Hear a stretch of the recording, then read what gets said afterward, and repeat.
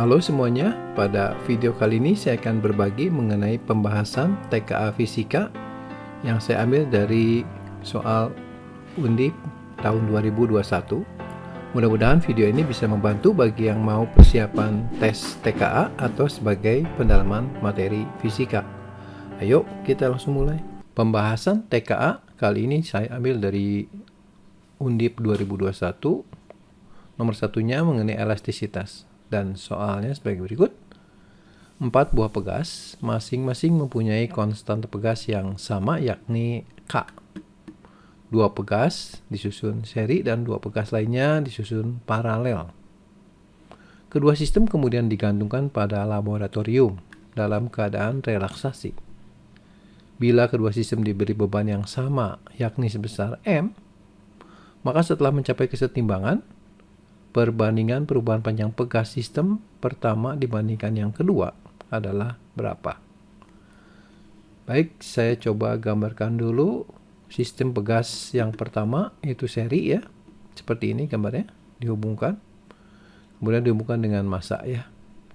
Pegas yang kedua sistem paralel, jadi ini sama ini.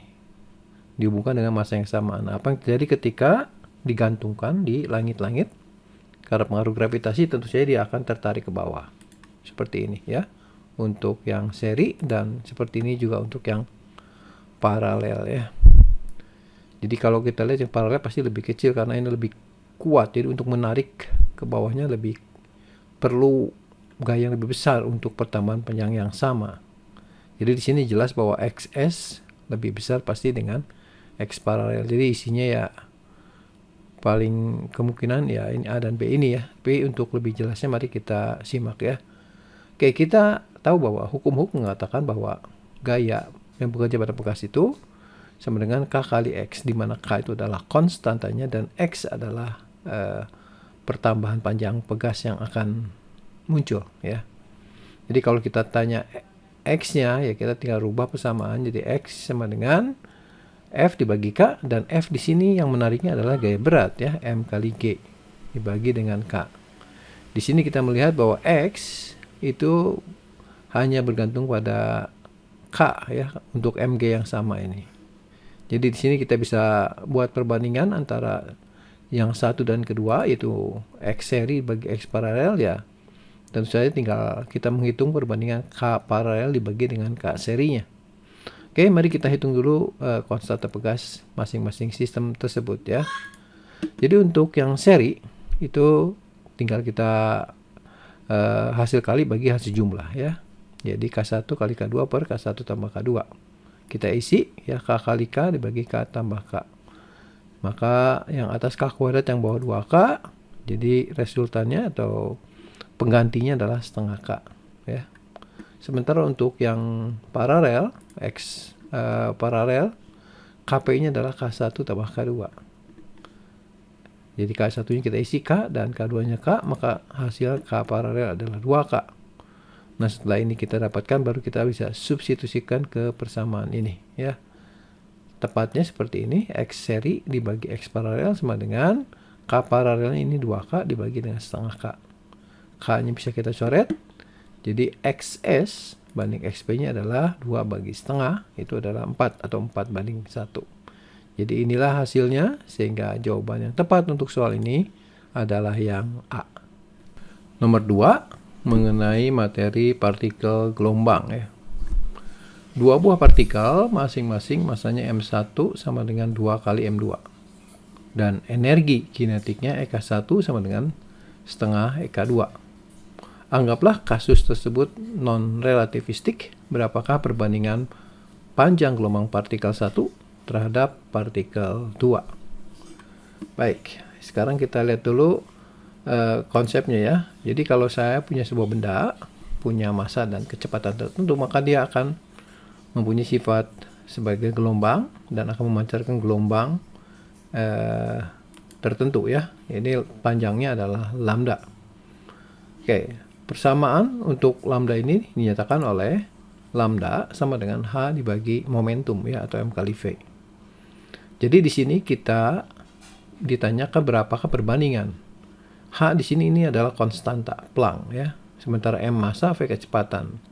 Jadi untuk menghitung berapakah perbandingan panjang gelombangnya, kita harus menghitung berapa perbandingan massa dan perbandingan kecepatannya. Di sini kita sudah tahu perbandingan massanya. Jadi kita harus menghitung perbandingan kecepatannya dari data yang lain yang ada ini. Baik, sekarang kita akan cari bagaimana mencari kecepatan dari energi kinetik. Energi kinetik adalah setengah mv kuadrat. Jadi kalau kita rubah menjadi rumus kecepatan, maka V sama dengan akar dari 2EK dibagi dengan M. Sehingga dari sini kita bisa buat perbandingan V1 banding V2 sama dengan akar EK1 per EK2 dikali M2 per M1. Ya, ini berbanding terbalik ya. Lalu kita masukkan angkanya EK1-nya adalah setengah EK2. EK2-nya tetap, kita isi EK2. Kemudian M1-nya kita isi 2M2. Nah, dari sini kita bisa menyederhanakan dengan mencoret energi kinetik yang ini yang sama. Dan didapatkan setengah bagi 2 diakarkan. Setengah bagi 2 itu seperempat. Seperempat diakarkan adalah setengah. Sehingga kita sudah bisa mendapatkan nilai perbandingan kecepatannya 1 banding 2. Jadi kita bisa langsung mengisi ke sini untuk menghitung perbandingan panjang gelombangnya. Saya tuliskan kembali lambda sama dengan H dibagi momentum. Jadi kalau kita mau hitung lambda 1 per lambda 2, maka kita buat perbandingan berbanding terbalik ya.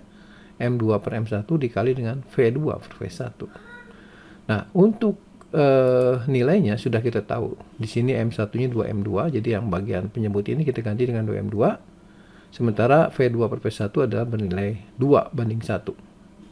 Dan M2-nya bisa kita coret kembali. Dan kita bisa mendapatkan lambda 1 per lambda 2 adalah 2 per 2 atau 1 banding 1. Jadi untuk soal ini, jawaban yang benar adalah yang C. Soal nomor 3 mengenai vektor. Sebuah benda dikenai oleh dua buah gaya yang sama besar namun arahnya berbeda. Agar resultan gaya yang dialami oleh benda besarnya sama dengan salah satu gaya yang bekerja, maka sudut yang dibentuk oleh kedua gaya tersebut adalah berapa derajat. Oke, coba kita gambarkan terlebih dahulu. Ada dua buah vektor ya, F1 dan F2 besarnya sama tapi sudutnya theta.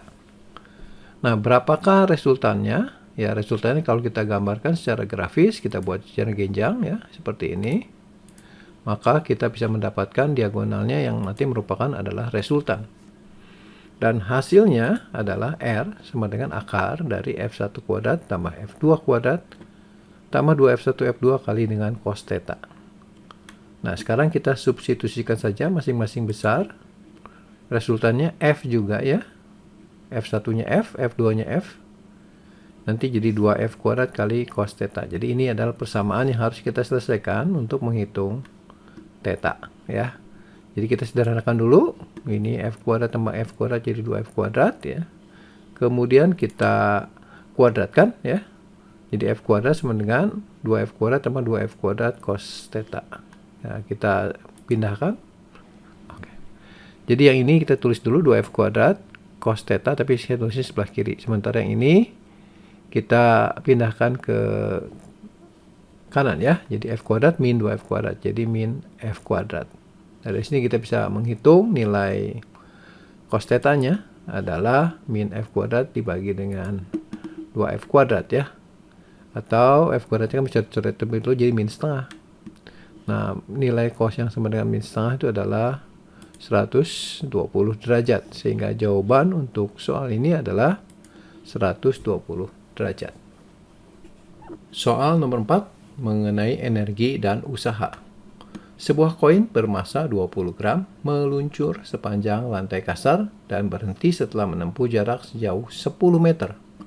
Bila selama gerak koefisien geseknya adalah 0,08, maka kelajuan koin mula-mula adalah berapa meter per second. Ya, sekarang saya coba gambarkan dulu keadaan awal koin ya, yaitu pertama bergerak dengan kecepatan V0.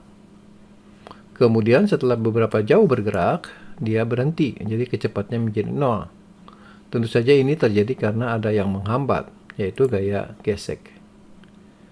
Oke, sekarang saya gambarkan dulu gaya-gaya yang bekerja selama gerak ya. Tentu saja gaya berat ke bawah ya. Dan ada juga gaya normal ya. karena dalam arah vertikal tidak bergerak, berarti nanti kita bisa mendapatkan gaya normal sama dengan gaya berat. Oke, untuk soal ini saya akan selesaikan menggunakan teorema energi usaha. Rumusnya adalah WAB sama dengan energi kinetik B dikurangi dengan energi kinetik A. A, B ini adalah menunjukkan keadaan awal di sini dan B-nya keadaan akhir ya. Dan EK adalah energi kinetik, sementara W di sini adalah usaha total selama benda bergerak dari sini ke sini. Oke, di sini kita melihat bahwa ada 3 gaya yang terlibat, maka usahanya ya ada 3. W oleh gaya berat, W oleh gaya normal, dan W oleh gaya gesek. Di keadaan akhir energi kinetiknya 0 karena berhenti ya.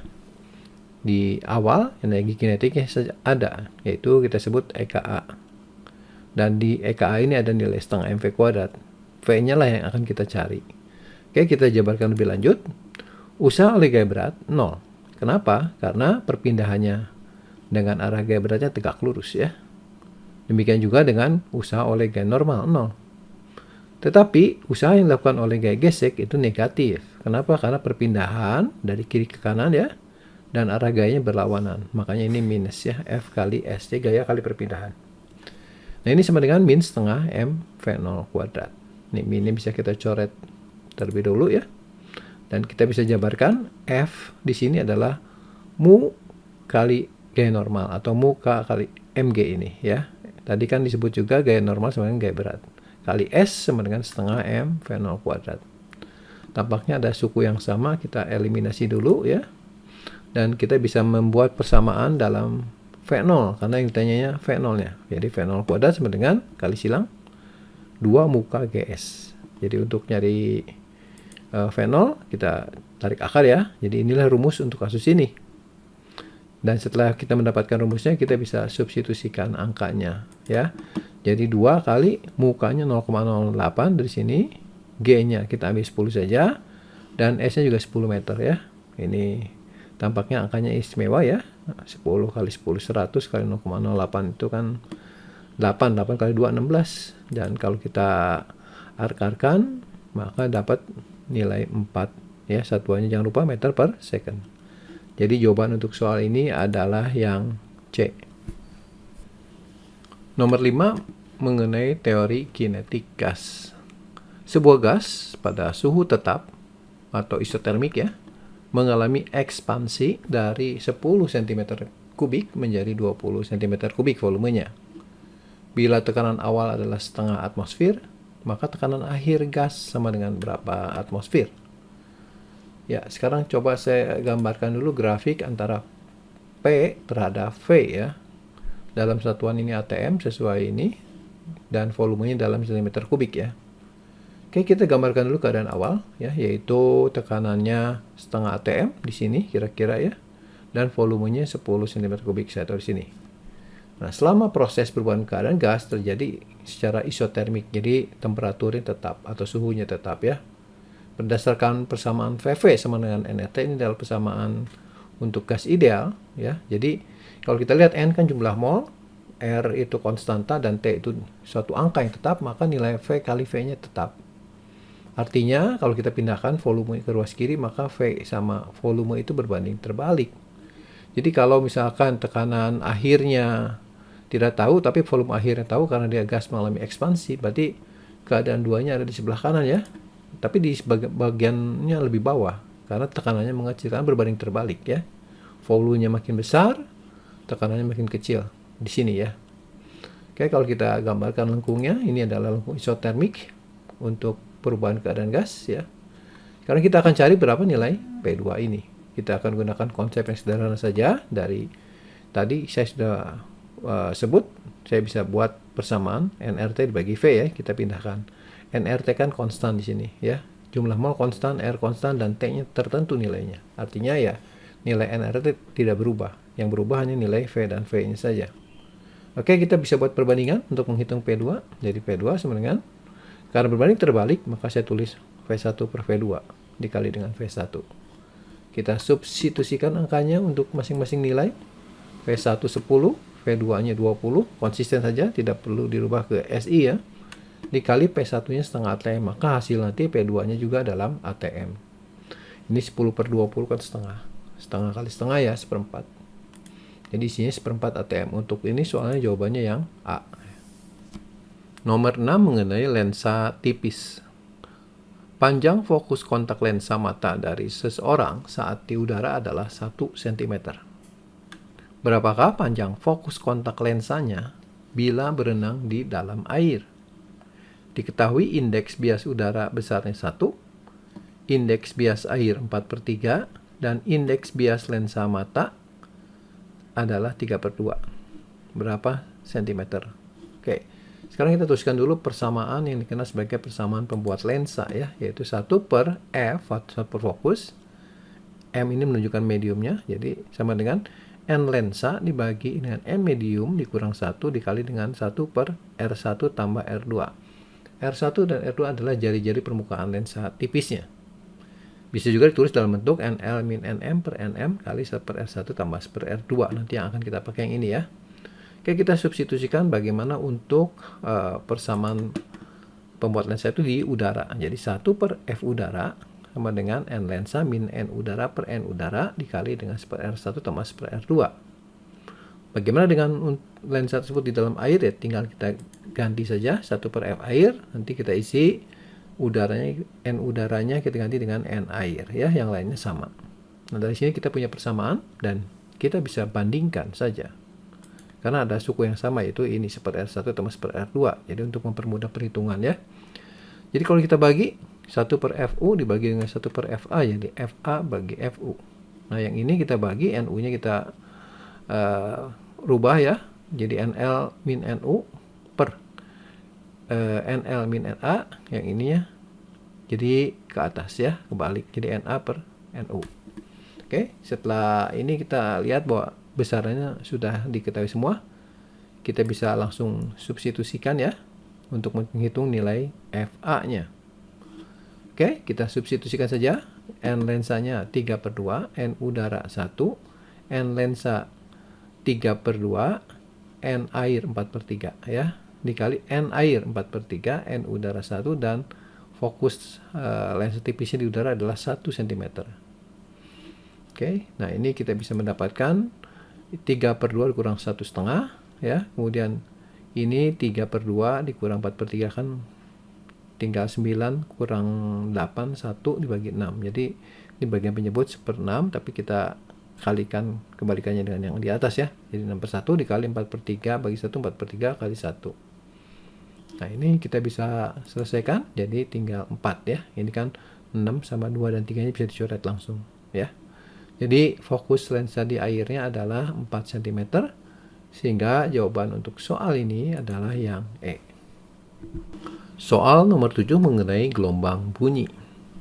Sebuah gelombang bunyi mempunyai amplitudo 2, satuannya dalam SI, terukur oleh detektor pada jarak 100 meter dari sumber bunyinya. Bila amplitudo gelombang dinaikkan menjadi 4 masih dalam satuan SI, namun jarak detektor digeser menjauh menjadi 1 km, maka perbandingan intensitas bunyi mula-mula terhadap bunyi akhirnya adalah berapa? Oke, kita tuliskan dulu persamaan intensitas ya. Intensitas adalah banyaknya energi per satuan waktu per satuan luas permukaan. Karena bunyi merambat dalam 3 dimensi, maka luas permukaannya adalah 4 VR kuadrat ya, secara sferis. Oke, sekarang di sini kan ada amplitudo. Jadi saya akan rubah dulu rumusnya dari nilai W. W kan energi gelombang. Energi gelombang kan bisa berasal dari energi getaran. Jadi kita bisa pakai pendekatan energi getaran setengah KA kuadrat, di mana A ini adalah amplitudonya ya. T waktu, kemudian R jarak ya. Nah, di sini kita bisa melihat bahwa ternyata intensitas berbanding lurus dengan kuadrat amplitudo dan berbanding terbalik dengan kuadrat jarak. Jadi kalau kita mau menghitung perbandingan intensitas mula-mula terhadap akhirnya atau I1 bagi I2, maka kita bisa bandingkan langsung amplitudonya dikalikan dengan perbandingan jaraknya. Jadi karena berbanding lurus A1 per A2 ya. Karena berbanding terbalik R2 per R1, tapi kuadrat ya. Oke, kita substitusikan saja nilai A1 per A2-nya, yaitu dari A1-nya 2, A2-nya 4 ya. Kemudian jaraknya yang kedua itu 1000 meter ya, atau 1 km, R1-nya 100 meter. Setengah dikuadratkan seperempat untuk I1 A1 per A2-nya, dan 1000 bagi 110 dikuadratkan jadi 100. Jadi I1-nya per I2 adalah 100 bagi 4, 25 atau 25 banding 1. Ini tampaknya nggak ada jawaban, atau punya pendapat lain silahkan tulis di komen ya. Soal nomor 8 mengenai listrik dinamik. Soalnya sebagai berikut, sebuah kawat panjangnya 2 meter dan luas penapangnya 3 mm persegi. Ternyata memiliki hambatan 15 ohm. Jika terdapat kawat yang panjangnya 4 meter, tetapi luas penapangnya 12 mm persegi, dan dari bahan yang sama dengan kawat pertama, maka hambatan kawat kedua adalah, ini adalah hambatan dari sebuah kawat ya. Kita tahu bahwa hambatan sebuah kawat ditentukan oleh persamaan ini, R sama dengan Rho. Ini adalah hambat jenis yang jadi tergantung pada materialnya, kali L panjang dan dibagi dengan luas penampangnya. Jadi untuk soal ini sebenarnya soal perbandingan. Jadi saya akan selesaikan dengan perbandingan saja. Karena di sini kawatnya sama, berarti Rho-nya tidak usah kita perhatikan ya. Yang kita perhatikan adalah L dan A-nya. Atau tepatnya kita buat perbandingan R2 sama dengan, karena berbanding lurus dengan L, berarti bisa tuliskan L2 per L1. Kemudian berbanding terbalik dengan A, maka dikali dengan A1 per A2. Dikali dengan hambatan yang pertama. Kita masukkan saja nilai L2-nya, panjangnya adalah 4 meter. L1-nya 2 meter. Luas penampang pertama 3 mm persegi, dan luas penampang kedua adalah 12 mm persegi. Dikali hambatan kawat pertamanya adalah 15 ohm. Nah, ini bisa kita sederhanakan, maka kita bisa mendapatkan 7,5 ya. Ini kan 12, ini juga 12 bisa dicoret jadi tinggal setengah. Kali 15 ya 7,5 ya. Jadi jawaban untuk soal ini adalah 7,5 ohm. Nomor 9 mengenai teori kuantum ya. Soalnya sebagai berikut, panjang gelombang sebuah partikel yang bermuatan setelah dipercepat melalui beda potensial 1 volt, besarnya adalah 1 nanometer. Panjang gelombang partikel menjadi 100 nanometer bila dipercepat melalui beda potensial berapa volt. Oke, ini adalah masalah mengenai gelombang ya. Gelombang de Broglie ya. Namun sebelumnya saya coba akan tuliskan dulu energi yang didapat, yaitu energi kinetik ya. Nah, energi kinetik ini kan ada kecepatannya. Nanti kecepatannya kita butuhkan dalam menentukan panjang gelombang de Broglie ya. Jadi energinya datang dari energi listrik ya. Kita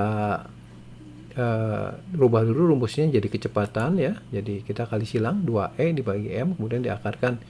Ini adalah kecepatan partikelnya yang akan dihasilkan ketika dipercepat. Ya, kita bisa misalkan elektron atau proton dan lain-lain. Nah, bagaimana panjang gelombangnya? Ya, kita tuliskan persamaan panjang gelombang, yaitu lambda sama dengan H dibagi momentum M kali V. Nah, di sini butuh kecepatan. Nah, kecepatan kita substitusikan yang ini. H sendiri adalah konstanta ya, konstanta Planck. M itu massa partikelnya. Jadi H dibagi dengan M, V-nya adalah akar 2. Nah, E-nya ini adalah energi potensial listrik ya, yaitu Q kali V ya. Q-nya muatan listrik, V-nya beda potensial listrik. Dibagi dengan M. Nah, ini M kita bisa gabungkan, masuk ke dalam akar jadi kuadrat, dibagi M jadi tinggal M. Sehingga rumus lambda H sama dengan H dibagi MV menjadi H dibagi 2 akar 2M Q V ya. Nah, di sini massa partikel tidak berubah, muatan partikel tidak berubah, konstanta Planck juga tidak berubah. Jadi terdapat hubungan lambda dengan V itu adalah berbanding terbalik dengan akar. Nah, dari sini kita bisa buat perbandingan, karena soalnya perbandingan ini, maka bisa kita tuliskan V2 ya. Ini kan lambda itu akar, berarti kalau V berarti berbanding terbaliknya dengan lambda kuadrat, tapi terbalik ya. Jadi V2 adalah lambda 1 per lambda 2 kuadrat dikali dengan beda potensial satunya. Nah, setelah itu baru bisa kita substitusikan nilai lambda 1, lambda 2, dan V1-nya.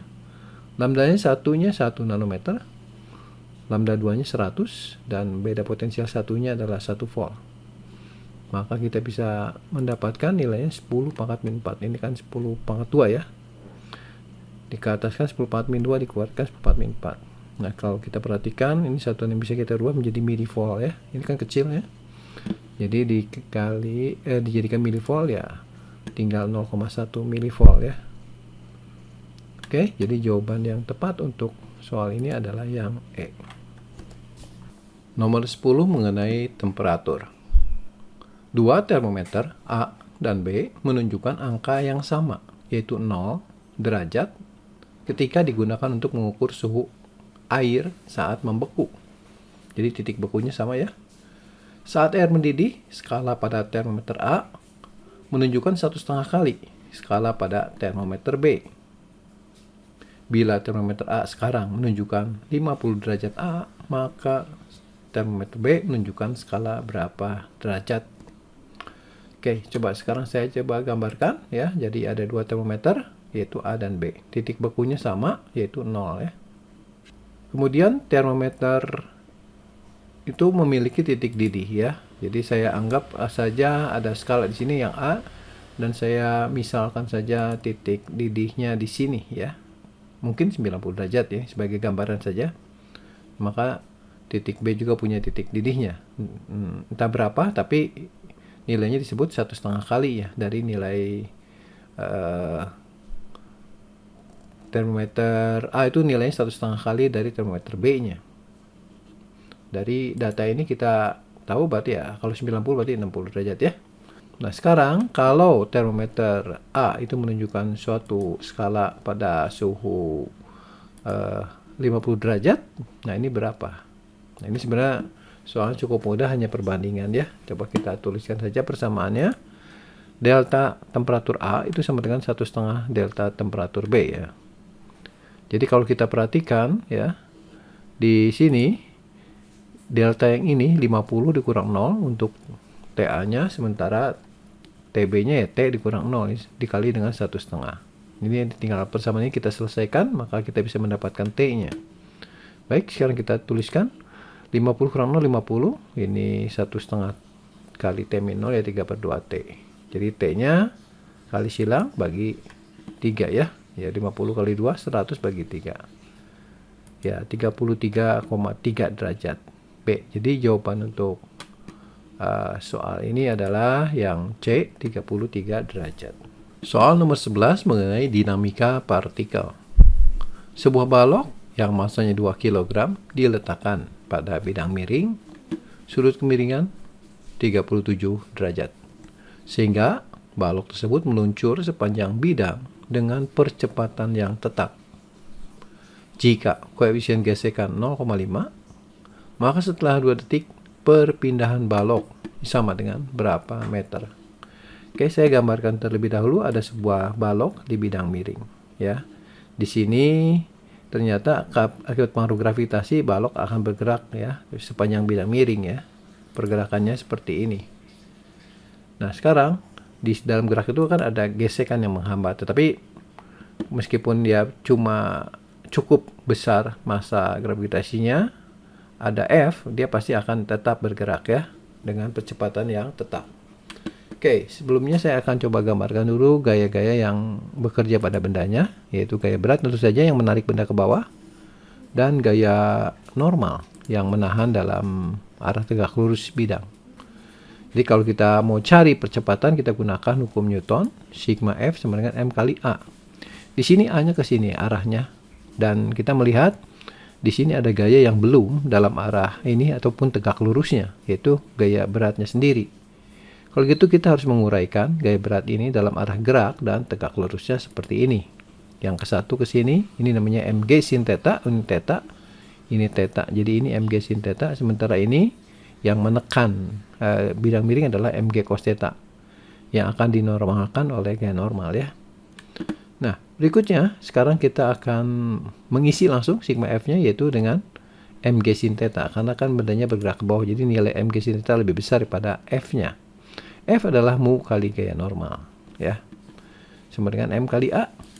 Kemudian kita jabarkan n itu adalah besar sama dengan ini, gaya ini ya, yaitu mg cos theta. Jadi persamaannya mg sin theta min mu mg cos theta sama dengan m kali a.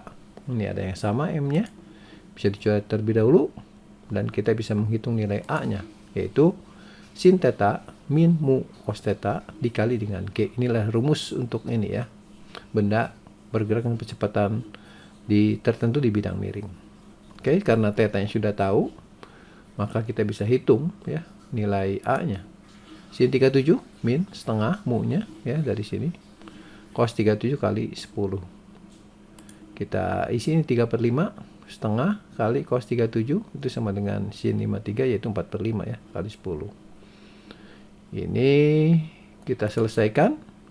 Ini kan 6/10 ya, dikurangin dengan 4/10. 2/10 kali 10 ya 2. Inilah percepatan. Jadi baloknya akan bergerak ke bawah dengan percepatan 2 meter per second kuadrat. Nah, sekarang kita akan hitung perpindahan ya, kita gunakan rumus scale BB ya, karena kan geraknya dengan percepatan yang tetap. Rumus untuk menghitung S adalah ya S sama dengan V0T tambah setengah AT kuadrat. V0-nya 0, A-nya isi 2 dan T-nya 2.